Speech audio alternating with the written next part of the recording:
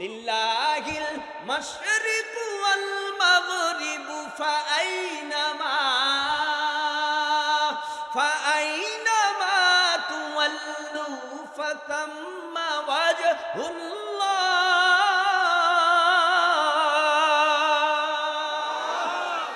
আমার আল্লাহ আমার ডানে, আমার আল্লাহ আমার বামে, আমার আল্লাহ আমার সামনে, আমার আল্লাহ আমার পিছনে। এই খেলটা কখন আসবে? যাদের ভেতরে আল্লাহর ভয় আছে তাদের কাছে বসলে এই খেলটা বেশি অন্তরে জমা হয়। এই চরমনার জমিন তো এই বুখাইনগর থেকে মাত্র কয়েক মিনিটের রাস্তা, ঠিক না? মাত্র কয়েক মিনিটের রাস্তা। এটা একটা ফ্যাক্টরি। চরমনার ময়দানটা কি কথা কন? চরমনার ময়দান একটা ফ্যাক্টরি। ও ভাই, যে যেই ফ্যাক্টরি তৈরি করে এক একটা মাল বানাবার জন্য ওই ফ্যাক্টরি থেকে, ওই হাঁস থেকে, ঢাইস থেকে ওই মাল বের হয়। চরমনায় একটা ফ্যাক্টরি, তবে দুনিয়াবি না, আখেরাতি একটা ফ্যাক্টরি। এই ফ্যাক্টরির মধ্যে বেনামাজি ঢুকলেও নামাজি হয়ে যায়। এই ফ্যাক্টরির মধ্যে মিথ্যাখোর ঢুকলে সত্যবাদী হয়ে যায়। চরমনায় এমন একটা ফ্যাক্টরি, এটার ভিতরে যদি একটা বদমাশ ঢুকে আল্লাহওয়ালা হয়ে যায়, ও ভাই, খারাপ মানুষ ভালো হতে হতে হতে হতে হতে হতে হতে হতে জিকির করতে করতে করতে করতে করতে করতে আল্লাহর ধ্যানও খেল, আল্লাহর ধ্যানও খেল, আল্লাহর ধ্যানও খেল অন্তরে পয়দা করতে করতে করতে করতে এক পর্যায়ে তার ভিতরে এমন খেল হয়ে যায়, আমার আল্লাহ তো দূরে না, আমার আল্লাহ তো আমার নাক এবং কপাল ঠালা জায়গা বরাবর। এই খেল তখনই আসবে। ও ভাই, আগুনের কাছে গেছেন, আগুনের একটা তাপ লাগবে নি? বরফের কাছে গেছেন, বরফের একটা ঠান্ডার তাপ আসবে নি? আল্লাহওয়ালাদের কাছে বসলে আল্লাহর কুদরতি ঘেরান পাওয়া যাবে নি? চিন্তা করে ইসলামী আন্দোলনের অবদান কি এই দেশে। আমি তাদেরকে বলবো, আপনারা বড় বড় কথা বলেছেন, আমরাও জানি, তবে ইসলামী আন্দোলনের কি অবদান সেটা যদি জানতে চান আমরা বলতে পারি, কিন্তু বলা আমাদের অভ্যাস নয়, এজন্য আমরা বলি না। তারপরেও বলি, 5ই আগস্ট শায়েখে চরমনাই প্রথমেই কারফিউ ভেঙে ভিতরে প্রবেশ করেছিল বলেই সমস্ত মানুষ সাহস পেয়েছিল, এজন্য এই দেশের স্বৈরাচার ইন্ডিয়াতে পালাইতে বাধ্য হয়েছে। আমরা বলি না, আপনারা বলেন, আপনারা বলেন 2024 5ই আগস্ট পালাইছে। মনে রাখবেন, আপনাদের কাছে প্রশ্ন বলি, বলেন তো নমরুদ জালিম ছিল না ভালো ছিল? ফেরাউন, সাদ্দাত, হামান, কারণ সমস্ত বেঈমানেরা জালিম।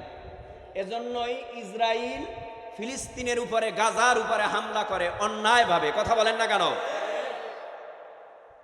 আসুন, আমি আপনাদের সামনে পবিত্র মহাগ্রন্থ কোরআনুল কারীমের ভেতর থেকে ছোট্ট একটি আয়াতে কারিমা তেলাওয়াত করেছি।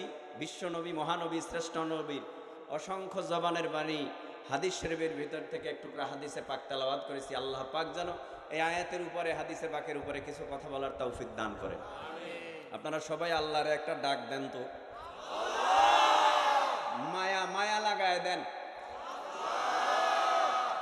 যার সাথে যার ভালোবাসা, যার সাথে যার প্রেম, যার সাথে যার মহাব্বত, এই জমিনের মধ্যে নজর করে তাকায় দেখবেন, তার সাথে নিরিবিলি ঠান্ডা মাথায় একা একা খুব মজা হয়।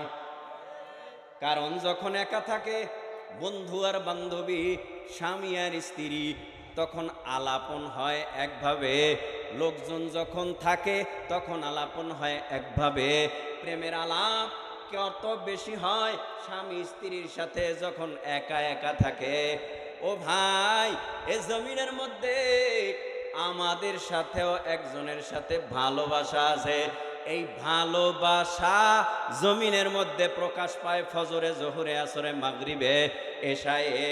আবার কিছু কিছু এমন আশিক এই জমিনের মধ্যে আছে, যখন সবাই গোটা দুনিয়ার ঘুমায় যায় তখন এই আল্লাহর আশিক বান্দা ওভার ডিউটি পালন করার জন্য একা একা নিরিবিলি একা একা নির্জনে জায়নামাজটারে বিছাইয়া দিয়া তাহাজ্জুদের মুসল্লায় সেজদায় পড়িয়া কান্নার আওয়াজ দিয়া বলে, আল্লাহ এই গভীর রাত্রে সবাই ঘুমায় রইছে, তাকায় দেখো জজ কোর্ট বন্ধ, হাইকোর্ট বন্ধ, সুপ্রিম কোর্ট বন্ধ, বাড়িওয়ালার বাড়ির দরওয়াজা বন্ধ, ঘরওয়ালার ঘরের দরওয়াজা বন্ধ, দোকানওয়ালার দোকানদারি বন্ধ।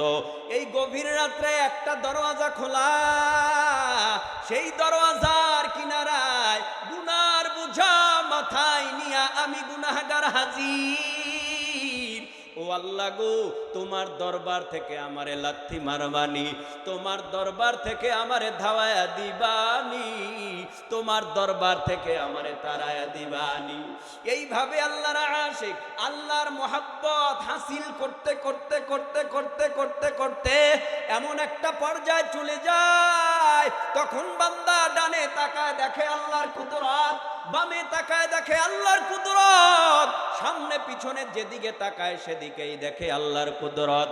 ও ভাই, একটু মোহাব্বতের নজরে দিল থেকে জিহ্বা নাড়ায় বলেন, আমগো আল্লাহ আমগো ডানে আছে না নাই? বামে আছে না নাই? সামনে আছে না নাই? সব দিকেই বিরাজমান যিনি, তিনি হলেন আমার আল্লাহ। সংক্ষেপে একটা ঘটনা শোনাই। নবীরে চিনেননি আপনারা? দেখছেননি কোনোদিন? নাম শুনছেননি? নবীর রঙে রঙিন হইছেন বলেই তো আপনার ভিতরে নবীর আদর্শ থাকার কারণে নবীর উম্মত উম্মত মনে হয়, নবীর ঘ্রাণ আপনার থেকে আসে। এরে আল্লাহর গোলাম, নবী এমন সময় দুনিয়ার জমিনে আগমন করেছে যেই সময় সমস্ত মানুষগুলো কেউ বা লাতের পূজা করে, কেউ বা উজ্জার পূজা করে, কেউ বা মানাতের পূজা করে, কেউ বা আবার এক আল্লাহকে বাদ দিয়া 360 মূর্তির ইবাদত করে। খানায়ে কাবা বাইতুল্লাহ, আল্লাহর ঘরের মধ্যে 360টা মূর্তি ঢুকাইয়া উলঙ্গ অবস্থায় খানায়ে কাবা বাইতুল্লাহর চতুর্দিক দিয়া তাওয়াফ করাকে তারা গৌরবের কাজ মনে করত। ওই সময়টা এমন সময়, আল্লাহ ছাড়া নবী ছাড়া আল্লাহ মানার নবী মানার কেউ ছিল না। আল্লাহ আর আল্লাহর নবী ছাড়া আল্লাহকে মানার আর কেউ নাই। আল্লাহ নবীকে ডেকে বলে, ও পয়গম্বর, আর দেরি নয়, আমি আল্লাহ আপনারে নবুয়ত দিলাম, আপনার 1 নাম্বার দায়িত্ব আপনি পালন করেন, ইয়াতলু আলাইহিম আয়াতি, কোরআনের তেলাওয়াত কইরা, তরজমা কইরা, ব্যাখ্যা কইরা মানুষের ভিতরে ভয় ভীতি দেখান, আখিরাতের কথা বলেন, ইমানের কথা বলেন, পরকালের কথা বলেন, সমস্ত মানুষদেরকে জান্নাতের বয়ান করেন, জাহান্নামের বয়ান করেন। মানুষগুলো যদি ইমান আইনা জান্নাতের মেহমান হয়ে যায় আর জাহান্নামের ভয়াবহতার বয়ান কইরা তাদের অন্তরের মধ্যে ভয় ঢুকাইয়া দেন। এইভাবে করে পয়গম্বর মুহাম্মদুর রাসূলুল্লাহ সাল্লাল্লাহু আলাইহি ওয়াসাল্লাম মক্কার জমিনের মধ্যে ইসলামের দাওয়াত দেয়, কালিমার দাওয়াত দেয়, কোরআন দিয়া বয়ান করে, কোরআন দিয়া বয়ান করে। আর নবী ডেকে বলে, এই পথ আল্লাহর পথ, এই রাস্তা আল্লাহর রাস্তা, ঈমান আনবা, নেক আমল করবা, জান্নাতুল ফিরদাউসের মেহমান হয়ে যাইবা। এইভাবে নবী দাওয়াত দেয়। তবে প্রথম পর্যায়ে নবুয়ত পাওয়ার পর প্রথম 2 বছর রহমাতুল লিল আলামিন গোপনে গোপনে গোপনে গোপনে দ্বীনের দাওয়াত দেয়, কোরআনের দাওয়াত দেয়, ইসলামের দাওয়াত দেয়। এক পর্যায়ে ও ভাই, যেটা হক সেটা তো গোপন থাকে না, হক একবার প্রকাশ হইয়া যায়। আর হক যখন প্রকাশ হয় তখন বাতিলরা পালাইতে বাধ্য হয়। আখিরি জামানার পয়গম্বর মুহাম্মদুর রাসূলুল্লাহ সাল্লাল্লাহু আলাইহি ওয়াসাল্লাম এইভাবে 13টা বছর মক্কার জমিনে কাটায়। আবার নবী মদিনায়, লম্বা কথা, অল্প দিনের ব্যবধানে মুসলমানের সংখ্যা বেড়ে দাঁড়ালো 1.25 লাখ।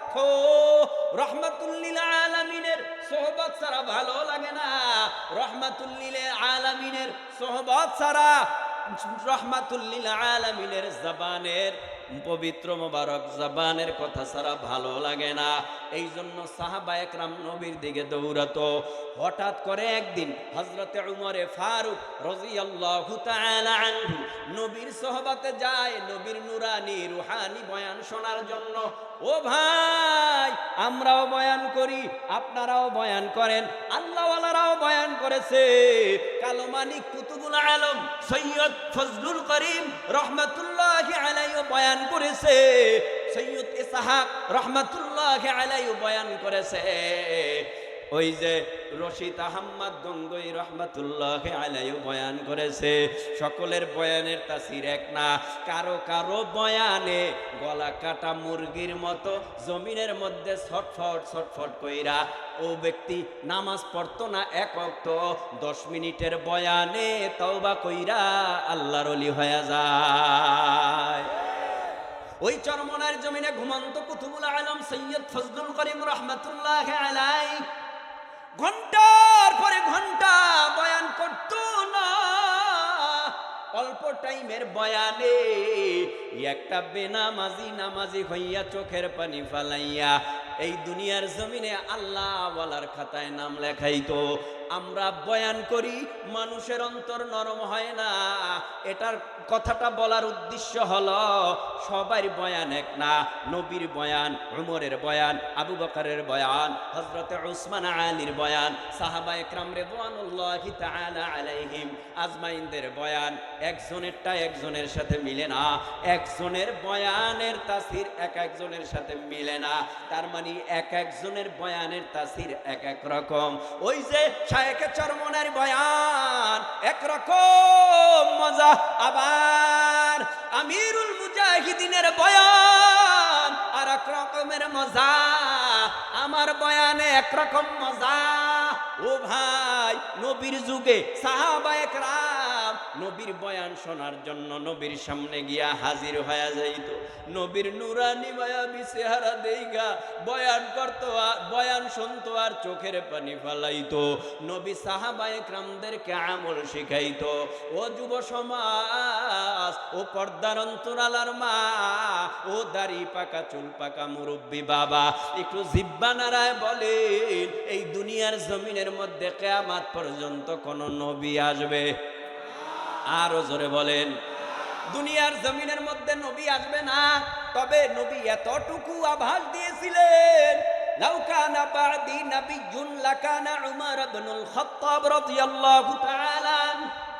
নবী বলেছিলেন জমিনের মধ্যে আমি শেষ নবী, তবে আমার পরে যদি আল্লাহ কাউকে নবুয়ত দিত, নবী বলে স্বীকৃতি দিত, সে হইতো হযরতে উমর, খাত্তাবের বেটা। যেহেতু খাত্তাবের বেটা উমর নবী না, আমার নবী বলেন আনা খাতামুন নাবিয়্যিন লা নাবিয়্যা বাদি। নবীর দরওয়াজা বন্ধ, কিয়ামত পর্যন্ত কোন নবী আসবে না। এখন নবী যে নাই, জবাব চাই চরমনার মুসলমানেরা। একটু জিহ্বা নাড়ায়া উঁচু আওয়াজে বলেন, নবী যেই মিশন চালাইছে সেই মিশন এখনো আছে না নাই?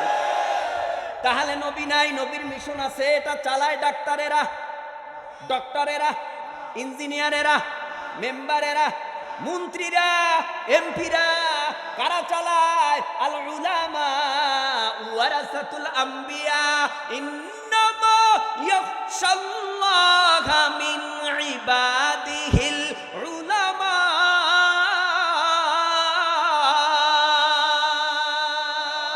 हर के दारद खौफे हकदार दिल मदम जन्नतुल मावाद हद उरा मकाम मुसलमानी बुअद वरदान हादन इनाने खुद बदसते खाजदादान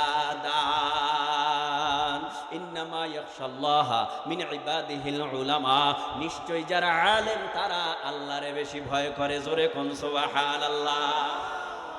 নবীর দরবারে হযরতে উমর রওয়ানা, নবীর বয়ান শোনার জন্য, নবীর পরামর্শ নেওয়ার জন্য, নবীর থেকে আমল শিখার জন্য। হঠাৎ যুবক মায়ার নবী নজর করে তাক হযরতে উমরে ফারুক নজর করে তাকায় দেখতেছে মদিনার মধ্যে একটা যুবক গড়াগড়ি খাইয়া চিল্লাইতেছে আর হাউমাউ করে কাঁদতেছে। কি ব্যাপার, কি ব্যাপার? এ যুবক, তোমার কান্নার কারণ কি? যুবক কয়, আমি তো জাহান্নামের আসামি, আমি তো জাহান্নামের কয়েদি, আমার আল্লাহ কি আমারে মাফ করবে নি? ও ভাই উমর, ওই আল্লাহর ভয়ে জাহান্নামের ভয় আমি কাঁদতেছি, কারণ জাহান্নামের এক সেকেন্ডের আযাব আমি যুবক সহ্য করতে পারবো না।